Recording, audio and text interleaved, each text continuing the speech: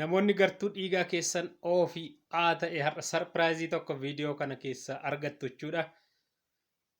Carraa guddaa warra qabdanidha. Isin warra carroomedha. Naachuraalii yookiin uumamaan carraan isiniif kenname jechuudha. Viidiyoo kana hamma dhumaatti hordofaatii maal akka ta'e hubadha.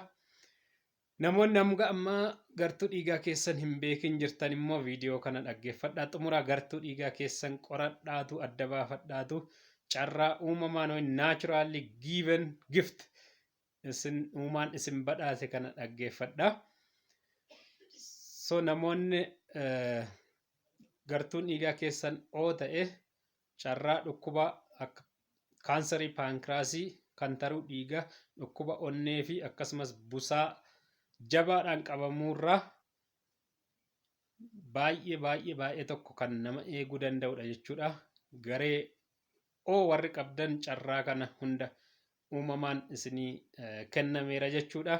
Namoonni gartuu A qabdan immoo uumamaan dhukkuba garaachaarraatii dandeettiin qabamuu keessan xiqqaadha jechuudha. Kunis naachuraalii yookiin uumamaan warri gartuu A uumaan badhaase jechuudha. Kanaaf baga gammaddanii gartuu dhiigaa keessan cheek godhaatu wantoota uumaan isin badhaase kana hubadha. Viidiyoo kana subscribe, like, share gochuus hin dagatina. Namoota hedduu bira ga'ee namoonni akka irraa fayyadamaniif baay'ee gumaacha kenna waan ta'eef. Karaa biraa immoo namoonni gartuu dhiigaa isaaniitiif sababa gartuu dhiigaa isaaniitiif jecha saaxilamoo ta'anis ni jiru. Isinis hagas mara jechuudha miidhaa guddaa kan qaqqabsiisu ta'uu baatullee hamma tokko namoota gartuu dhiigaa biraa qaban irra saaxilamoo ta'uu kan danda'an immoo viidiyoo kana keessa kanatti aanee argattu jechuudha.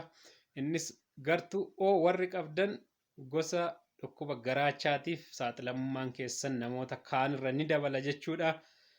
Akkasumas garee yookiin gartuu B warri qabdan immoo gosa kaansarii paankreesii fi akkasumas kantaruu dhiigaatiif ni saaxilamtu namoota gartuu dhiigaa biraa qabanirra jechuudha.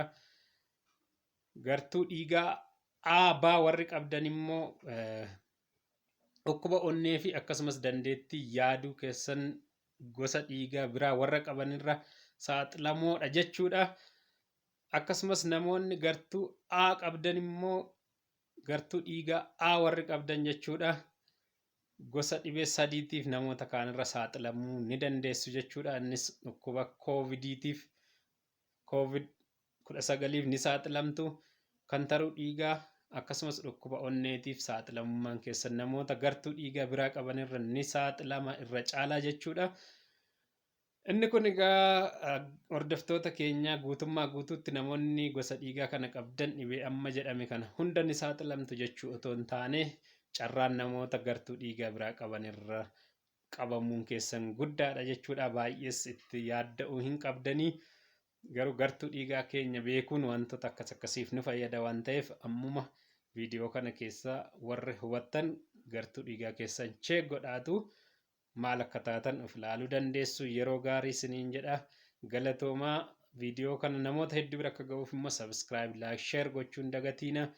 Viidiyoon kun viidiyoo baay'ee murteessaa fi uumaan riskii nu gochuu danda'a akkasumas immoo nu fayyaduu danda'a waan ta'eef garuu immoo kana beeknee irraatii hubachuu ni dandeenya jechuudha. Galatoomaa. Yeroo gaarii. Subscribe gochuu ammas hin dagatiina. Yeroo gaarii.